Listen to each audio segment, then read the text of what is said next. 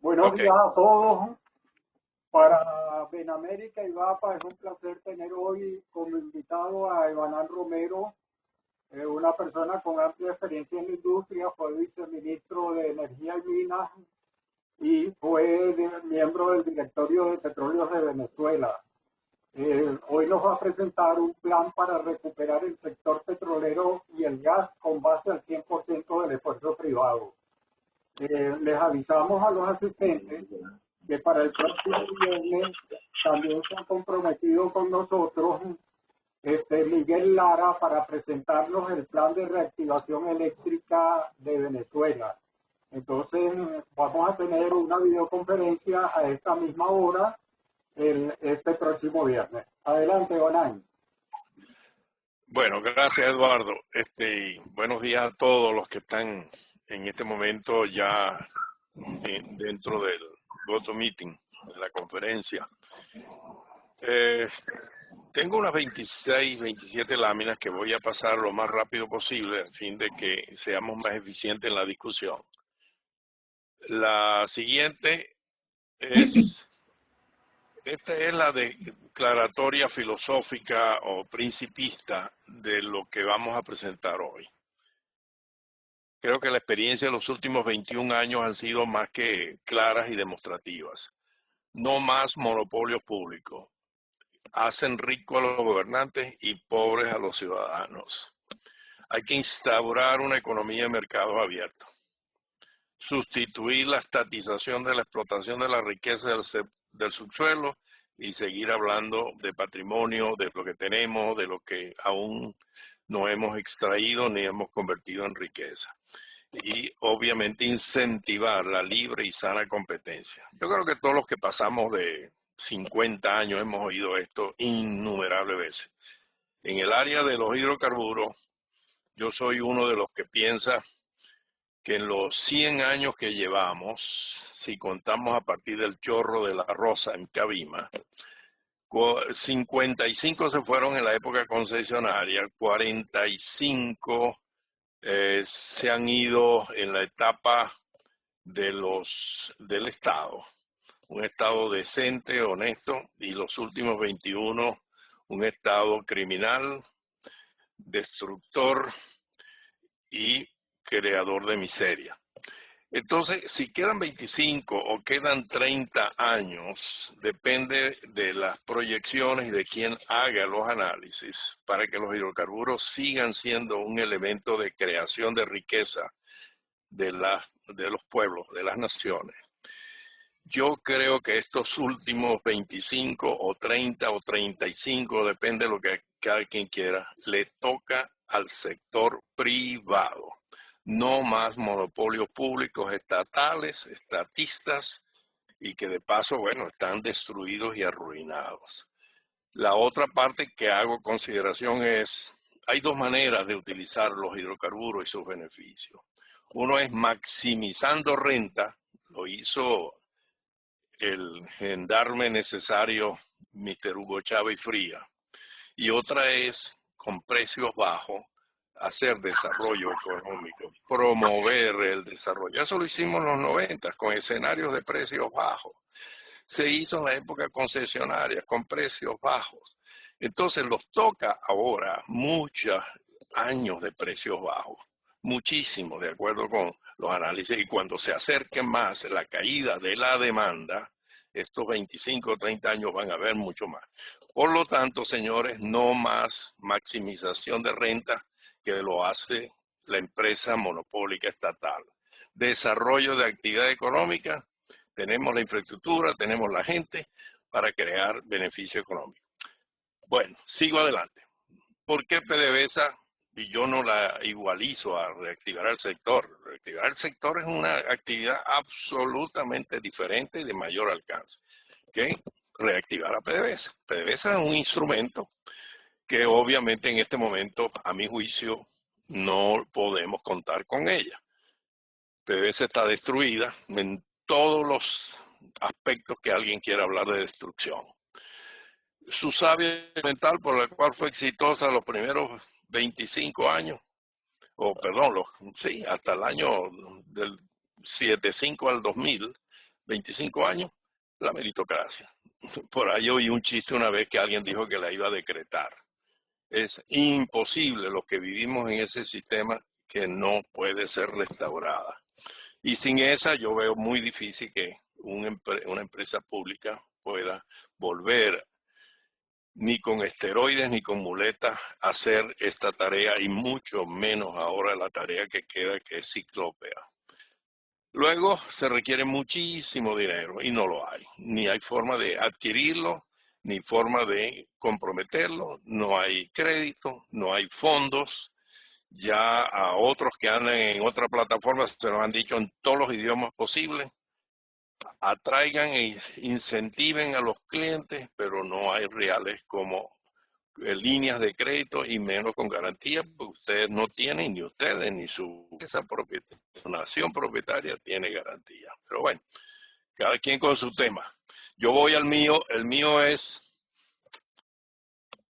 ¿cuál es el conundrum o el tema de verdad? Que PDVSA desde que creamos el 75, pues lo hicimos como representante único del dueño. El dueño nunca ha estado en cuestionamiento ni en discusión, es la nación.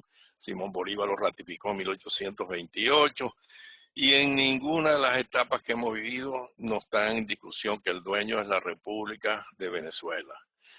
Lo único fue que, bueno, en esa creación hicimos a PDVSA no solamente representante único del dueño, le transferimos los derechos de explotación de esos hidrocarburos, sino que lo hicimos operador único y regulador al mismo tiempo. El ministerio tenía una función de supervisión, pero el regulador, el que llamaba las rondas, el que decía, el ministerio era PDVSA. Entonces, ¿qué es lo que hay que hacer? Y este es el tema. Primero, fomentar cientos de operadores, y no me equivoco, señores, y les voy a mostrar ahorita las cuencas venezolanas. Se pueden fomentar cientos de operadores. ¿Dónde los vamos a conseguir? Bueno, ya vamos a hablar de eso. Crear para eso un ente regulador. Jamás ni nunca más el dedo poderoso de Hugo Chávez diciendo a quién le da y a quién no le da. Un ente regulador profesional y autónomo. Y PDVSA va a seguir siendo, y yo espero que siga siendo, o ella o con otro nombre, el representante único del dueño. Claro, lo puede ser el ministerio, pero los que hemos estado allí sabemos que es preferible que esté en una empresa como sería una PDVSA reactivada para seguir siendo el dueño, nunca como operador. Sigamos. Ahora vamos a entrar en materia. Me perdonan los que son petroquímicos, refinadores o de otras profesiones, pero es importante que yo entre al detalle, no solamente las declaratorias filosóficas que ya hice, sino cómo lo vamos a hacer y demostrarles a ustedes que es posible hacerse. Entonces, yo he dividido los 960.000 kilómetros cuadrados de la República, sumado a las costas de aguas territoriales, y en 13, cuencas o subcuencas, pero parte de 7 megacuencas. Los geólogos me entenderán un poquito más y los que no soy tan preciso, pues soy ingeniero, me lo van a entender también. Entonces, vamos a ir una por una. Voy a ir a la Orinoco. Me perdonan una de estas láminas todavía de una charla que di en la Secretaría de Comercio en Estados Unidos. Se me han colado. La primera es la faja del Orinoco, la segunda es la costa oriental, la cuenca oriental de crudos convencionales y así hasta las áreas de costa fuera de gas libre. Vamos a ir adelante. Aquí están mostradas en el mapa con unas manchas más o menos que reflejan algo, el tamaño, la dimensión, empezando a la derecha con la faja del Orinoco, la cuenca tradicional de crudos convencionales de Oriente, la zona de gas libre de Guárico y algo en el norte de Anzoátegui, el norte de Monagas, que es parte de toda esta cuenca oriental, todo esto que está aquí, y los campos que están determinados ya de gas libre en el mar. Y luego vamos a Barinas Apure, y luego sobre todo la cuenca occidental del lago de Maracaibo. Entonces vamos a ir uno a uno. Esta es una presentación que la tengo como de 70 páginas, pero entendiendo que aquí la gente conoce la terminología, yo me he ahorrado una serie de explicaciones desde el punto de vista descriptivos, técnicos, etcétera. Entonces estoy yendo más que todo al grano. Todo el mundo conoce las estimaciones de la faja, sus barriles. Evanán, ¿Cuáles son los aquí desafíos de estamos. la faja? ¿Cuáles son los desafíos más importantes que tenemos en la faja? Les decía, me quiero ahorrar todas las descripciones de los 37 bloques en que Hugo Chávez repartió y le dio a todos sus amigos y socios ideológicos y esas cosas. Pero vamos al grano. ¿Qué haría yo en la faja? La faja requiere que se reestructuren esos consorcios. Hugo Chávez metió 37 amigos y aliados ideológicos y apenas han quedado 5 asociaciones que están todavía operando. Mucho mejor ahora que hace 2 o 3 años, cuando sacaron al rojo rojito que los tenía controlados en la empresa y tomaron ellos la rienda de la empresa. Pero bueno, hay 5 y ya vamos a ver. Entonces, hay que reestructurar esos consorcios. Hay empresas internacionales, las que quedan son básicamente Total y los noruegos, Equinor y el Chevron. Del otro lado, bueno, estaba legalmente Rosneft y los chinos, y está por ahí ya el grupo de Osvaldo Cisneros en Petrodelta en una actividad semi-faja, semi-convencional.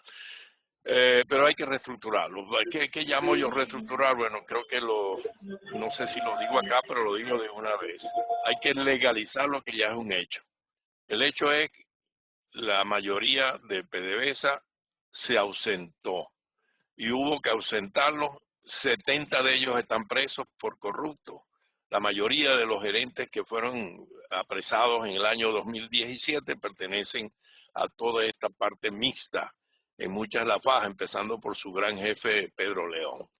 Entonces, ¿qué hacían? Bueno, ya explíquense por los expedientes que tienen. Entonces, ahí hubo una revolución silenciosa, la parte privada tomó el control y actualmente pues ellos y el país requiere que eso se normalice, se legalice y se le entregue, a mi juicio, a la parte privada la legalidad completa. Hay un porcentaje muy importante accionario que tiene PDVSA, pero que esos saldos, ese neteo nunca se ha hecho. PDVSA desde el comienzo no ha puesto todo el dinero que tuvo que poner con sus 60, sus 70%, controló y tomó el crudo siempre y se lo negaba.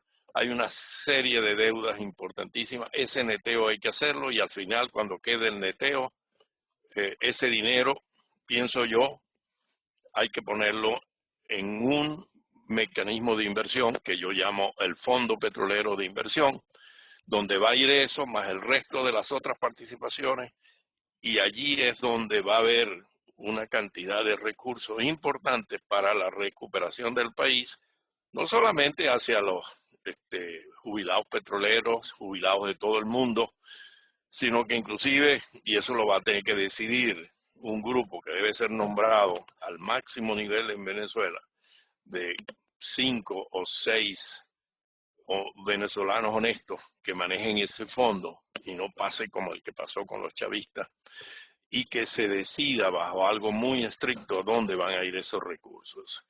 Y una parte importante es poderle dar a la población un flujo de caja para que paguen la restauración de los servicios, incluyendo los combustibles, el gas natural, la electricidad, el agua, etcétera, etcétera, etcétera.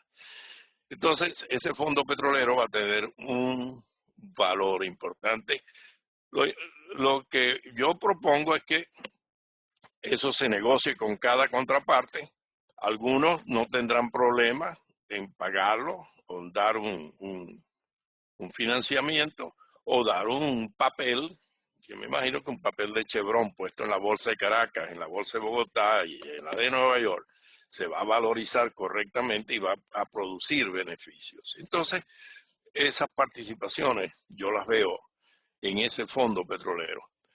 Y Inmediatamente y simultáneamente hay que empezar a abrir espacio para atraer más grandes empresas. Aquí no van a entrar las empresas pequeñas ni los venezolanos, para eso vamos a hablar más adelante. Pero hay que buscar las condiciones y ajustarlas a la realidad del mundo. Y son ellas las de India, las de China, las coreanas, más que las norteamericanas o mucho más que las europeas. Yo he hablado con muchos de ellos.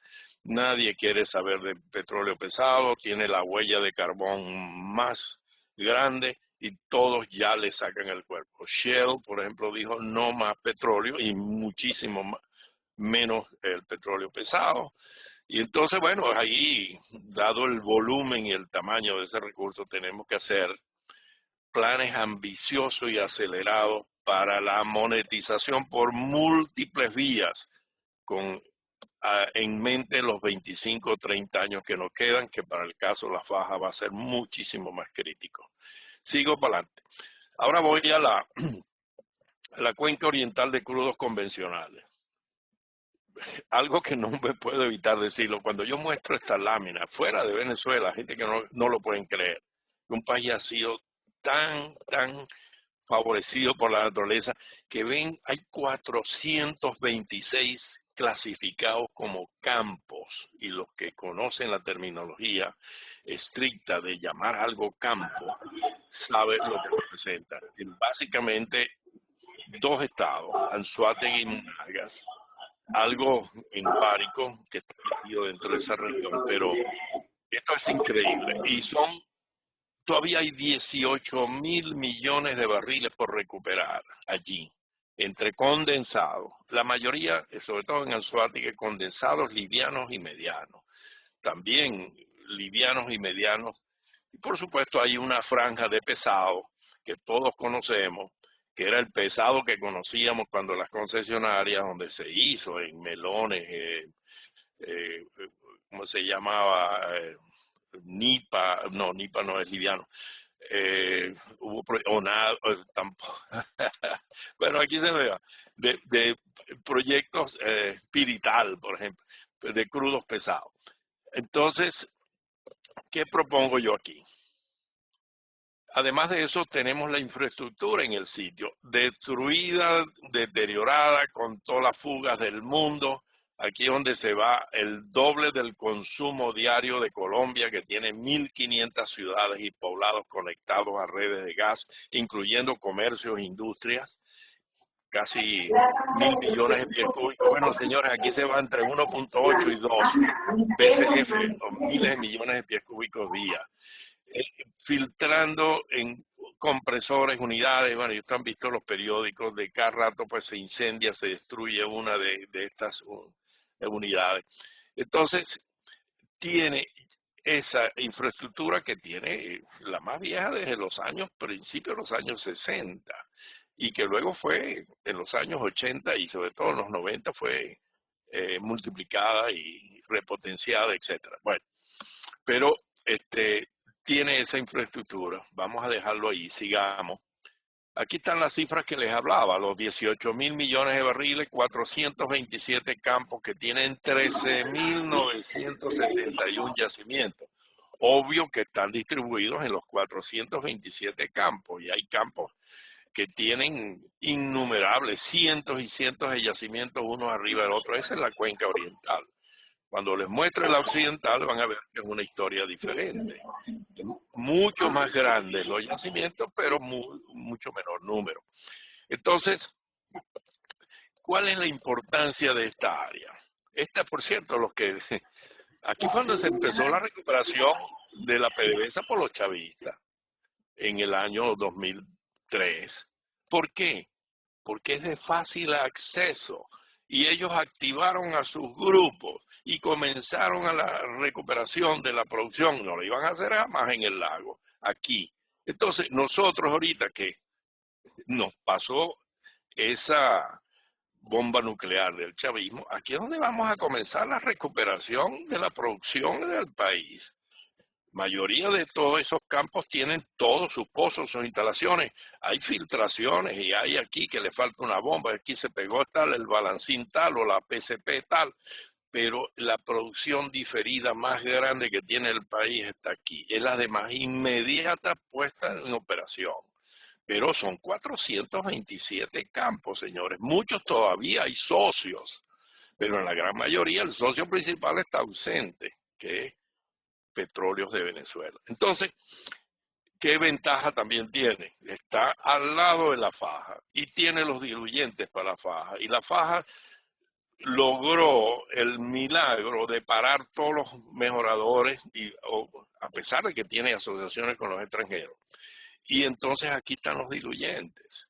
Es cuestión de producirlos, llevarlos, ponerlos en mezcladores, transportarlos y ponerlos a la disposición de las empresas mixtas que tienen capacidad de pago y los llevas ahí como diluyente.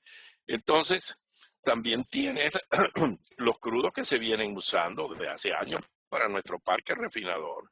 Lo malo fue que el chavismo se los regaló a Petrocaribe y los quemaban en el Santa Bárbara, el Mesa, el Furrial, todo eso lo quemaban en las cafeteras de Jamaica y de República Dominicana y Nicaragua.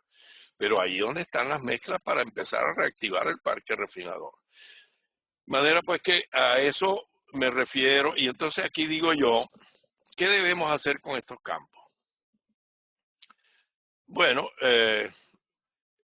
lo primero al verlo es que en Venezuela hace falta algo que existe en el negocio petrolero mundial, que es el midstream, las corrientes intermedias. Y cuando tú te pones a analizar muchos de los problemas que están allí es porque no hay un doliente de esas corrientes. Al haber un solo empresa monopólica, integrada, completa, no les paraban.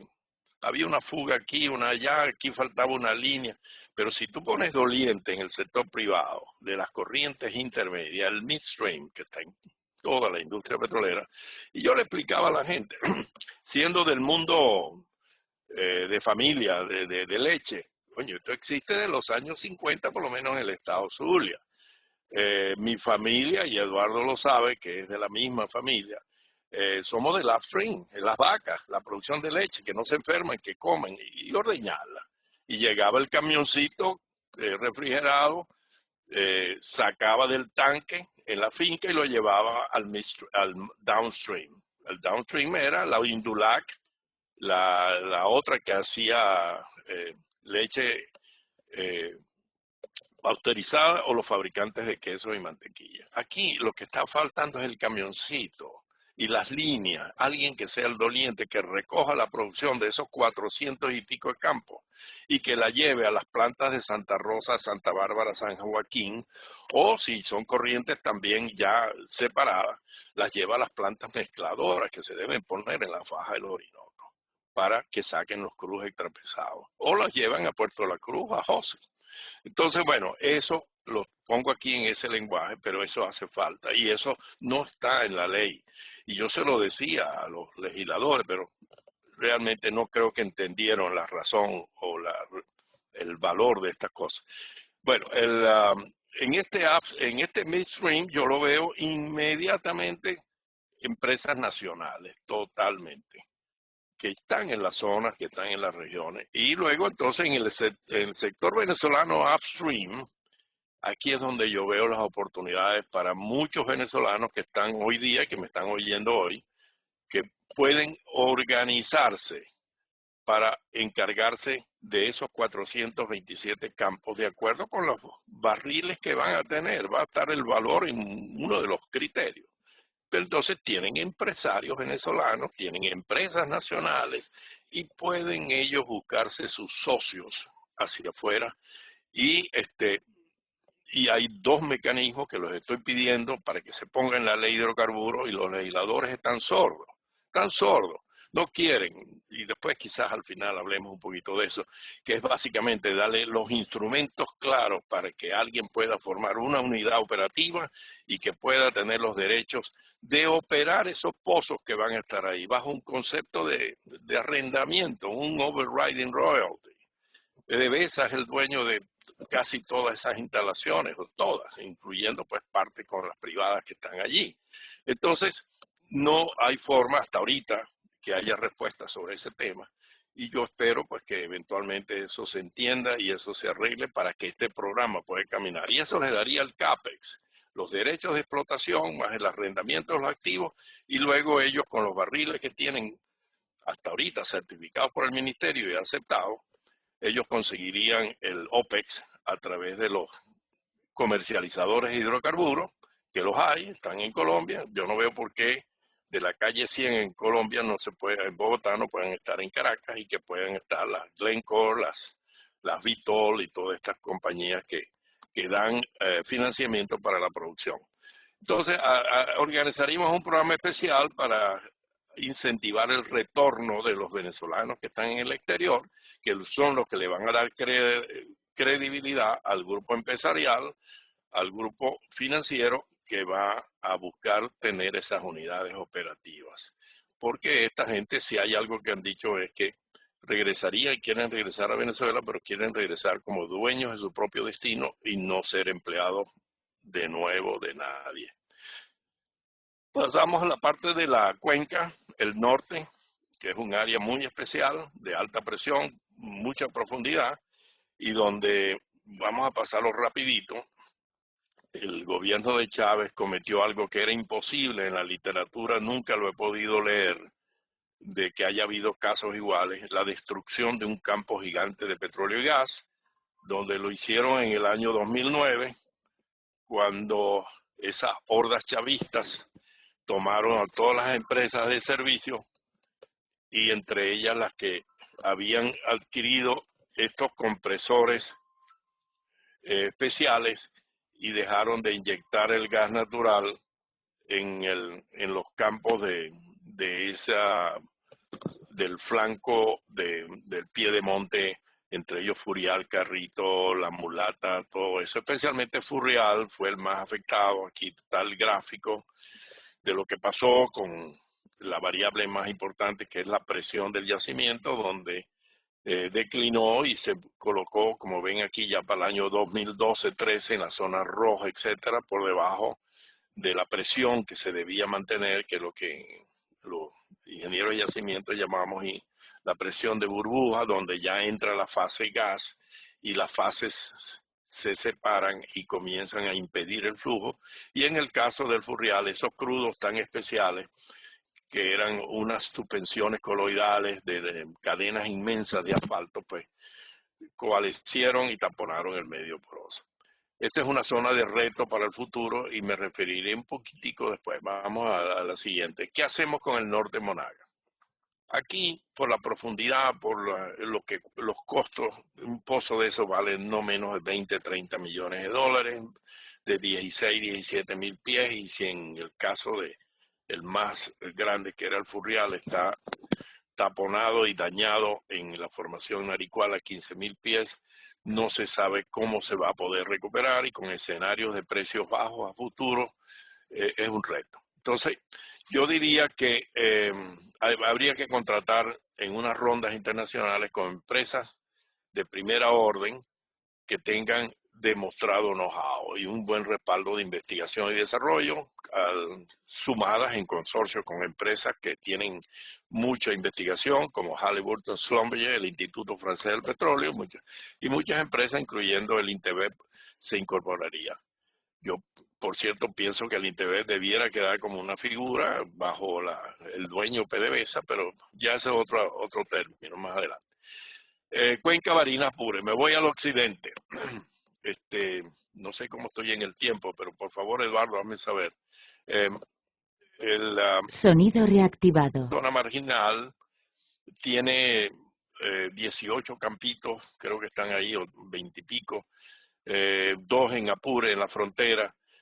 Esto obviamente que es un área que debe ser el objeto de privatización completa, absoluta, tratando de incentivar a las empresas que están en la zona centro-occidental de todo tipo.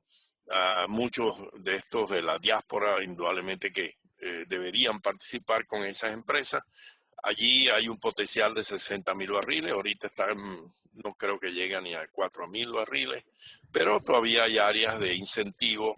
Hay que hacer grandes reparaciones en los oleoductos, en la parte física y mecánica, pero es un área absolutamente ideal para las empresas privadas de esa zona.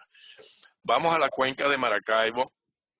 Aquí, por su gran tamaño, el gran campo gigante de los 50, bueno, el campo gigante también fue el BCF en los años 30 y 40.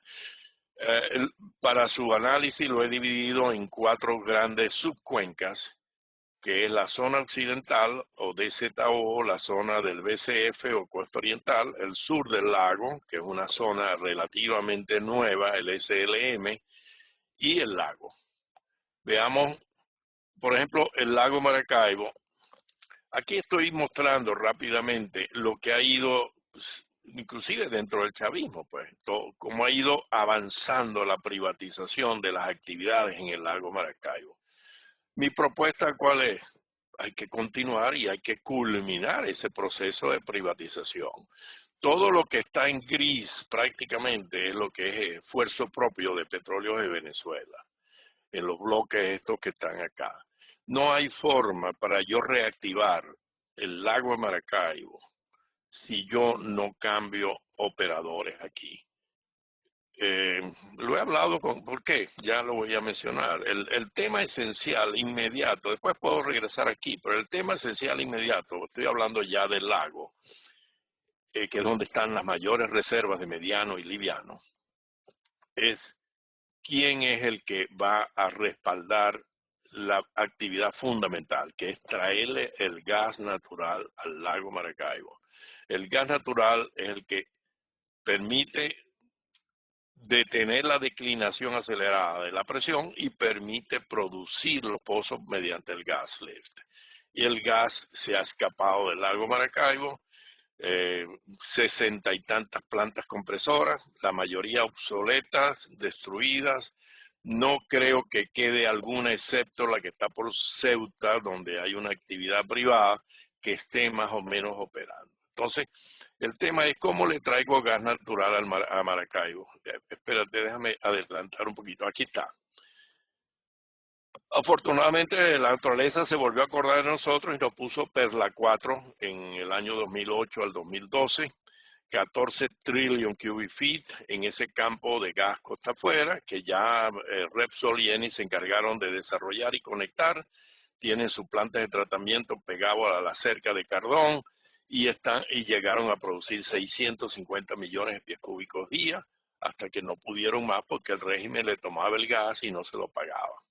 Entonces detuvieron, hoy día está una capacidad instalada, no sé si están en 100, 200 millones que se lo venden a la refinería y siguen aumentando la deuda. Sé que les han pagado con algunos cargamentos, los italianos más explosivos se fueron hace 3 años, los españoles están ahí guapeando, pero allí está eso. Entonces, también tenemos los 2 gasoductos que conectaban o que conectan de ULE y toda la red del lago Maracaibo, que antes mandábamos gas para la refinería y que ahora pues esos gasoductos se pueden de nuevo reactivar. Yo sé que Horacio me corrió, ya están reactivados, magnífico, y entonces lo que hace falta es que ese gas fluya y va a fluir cuando empecemos los trabajos mediante outsourcing, que es la figura para reactivar todas estas unidades de compresión importantísimas que están desde el año 53 en el lago Maracaibo y empezar el ciclo de recuperación del lago de Maracaibo. Pero las empresas que pudieran hacer el outsourcing, que hoy día mundialmente están recogidas en prácticamente un consorcio europeo de Siemens y un consorcio americano de la General Electric, no quieren ver a PDVSA del otro lado, porque no traen ni una tuerca. Entonces, posiblemente se pueda arrancar con alguna de ellas, con algunos de los consorcios privados que estén por este lado, pero el mayor parte del esfuerzo, cuando ellos vean un Paganini claro, confiable del otro lado, que ellos puedan comenzar esa labor y estarían absolutamente interesados en movilizar sus organizaciones, su fuerza con empresas nacionales en cooperación y empezar ese esfuerzo. Pero ahí tendríamos entonces que, volviendo a la lámina anterior, completar esto donde está PDVSA y empezar a poner empresas que tengan la credibilidad y la certeza de que Siemens y General Electric van a traer sus unidades y su gente y empezar el proceso de recuperación de la energía en el lago Maracaibo. Por eso habría que hacer unas rondas con el regulador y comenzar a atraer a estas inversionistas al lago Maracaibo. Hay un área dentro de eso que es muy importante, que las que están hoy día sin duda se interesarían en participar, que es lo que es el sur del lago Maracaibo, la zona que se llama Framolac, el campo Franquera, Tomoporo, La Ceuta, que bueno, Dios se volvió a acordar de nosotros y nos puso un nuevo horizonte, un nuevo yacimiento, que estudios serios que hizo PDVSA con unas consultoras extranjeras indican que se pudiera llevar hasta 300.000 barriles y de un crudo muy liviano que requeriría unos 3.000 millones de dólares en 4 años. Esto es una ronda que yo no veo cómo no se puede hacer en los primeros 2 años, pero hace falta crear el regulador. Veamos entonces, sigamos hacia las otras. Entonces aquí en resumen, outsourcing del gas natural, también al agua, inyección de agua, también el vapor en las costas orientales y occidentales, y licitar con empresas internacionales y con las privadas nacionales continuar haciendo la labor que se ha venido haciendo, pero eso sí, con un regulador, no a dedo, la actividad de los campos marginales que quedan en la costa occidental y muchos todavía en la costa oriental del lago.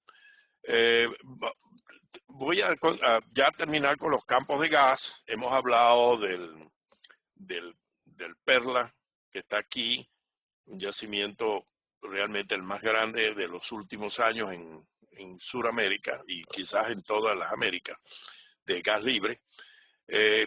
¿Por qué no se ha continuado y se ha suspendido? Porque PDVSA ha violado la ley misma del gas. Ha tomado el gas como comprador único, cosa que no estaba contemplada, y nunca le pagó parcialmente a los productores.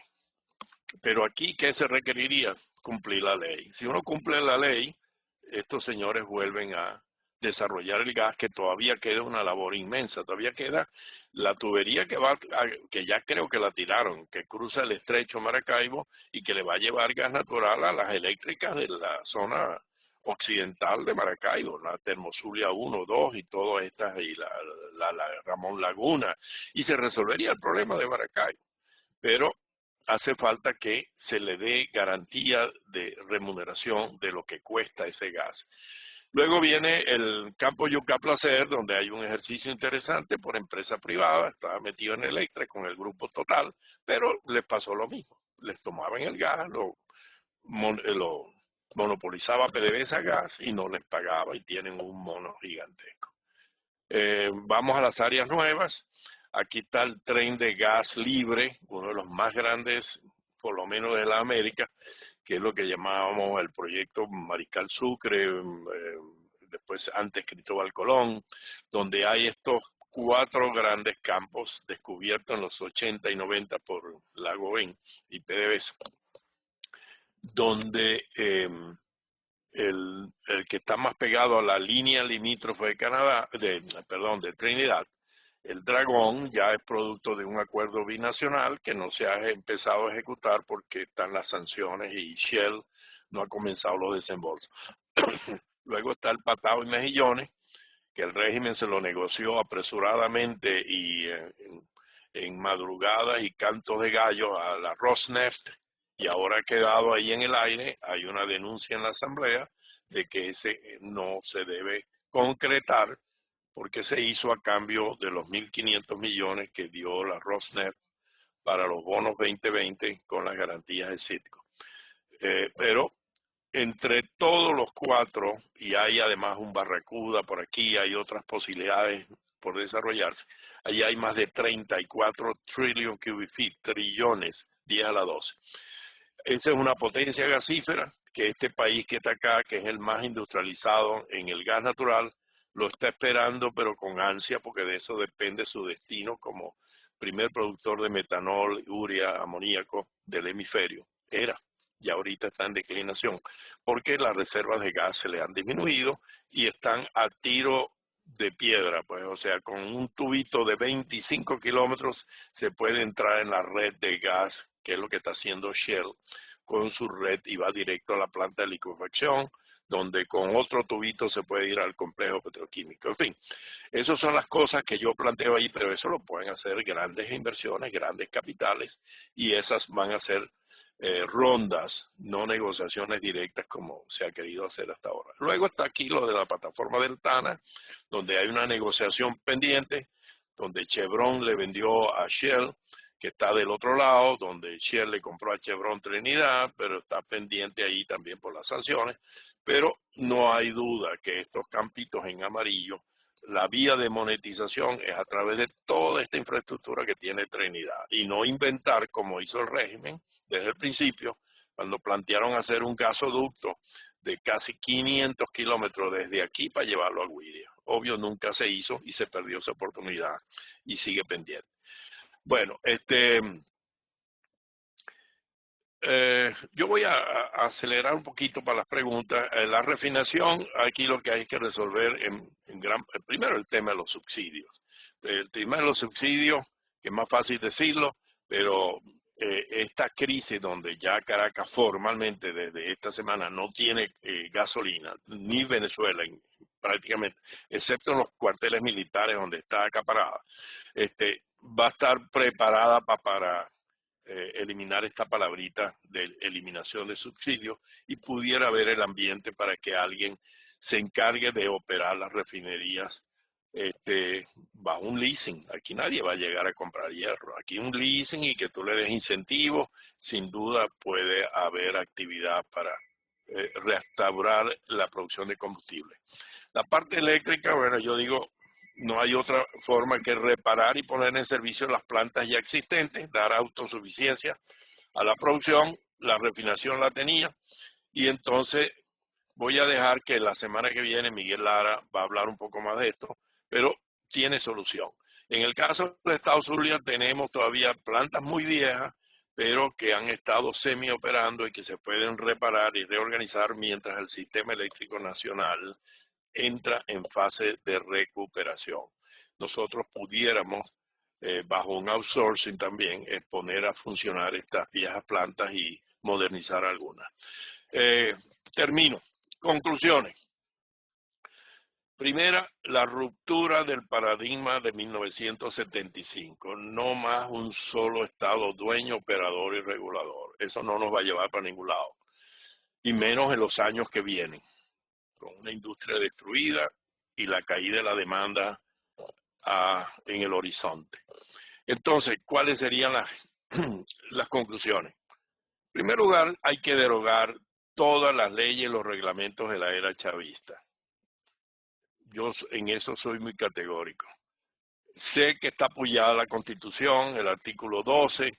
Hay unos jurisconsultos que dicen que sí permitiría esa modificación del artículo 12 de la Constitución, hacer otras cosas, pero hay un debate ahí entre los jurisconsultos.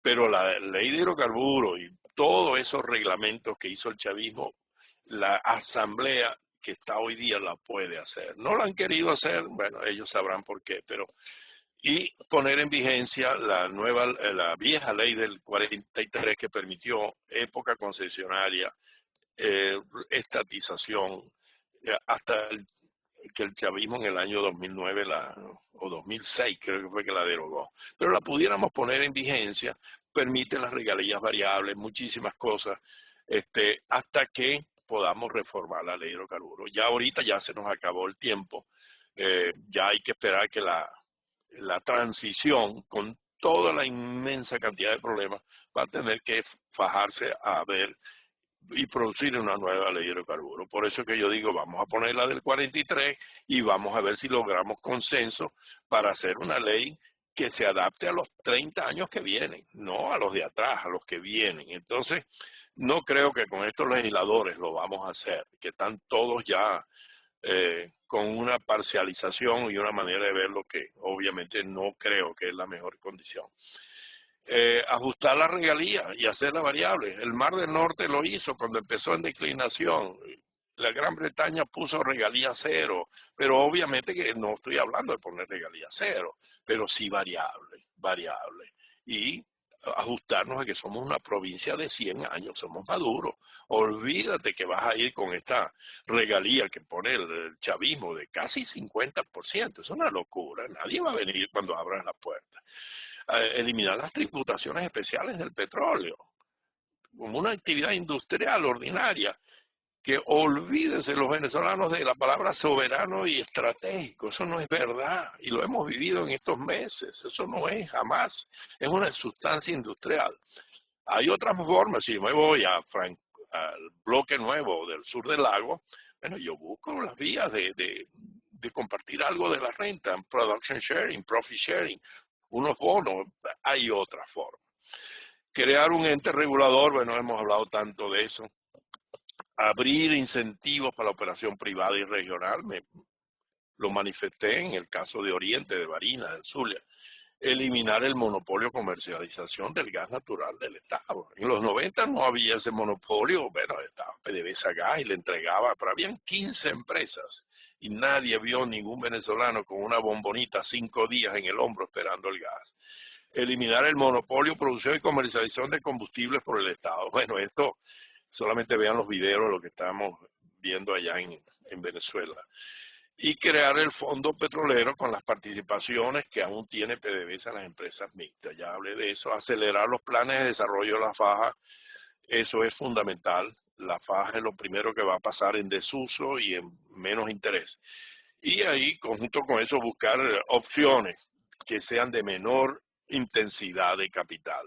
Esos 8.000 millones que costaría un módulo de los que hicimos en los 90, no hay mucha gente con ese apetito, sabiendo que ese horizonte se está cortando. Bueno, con esto termino, abro a discusión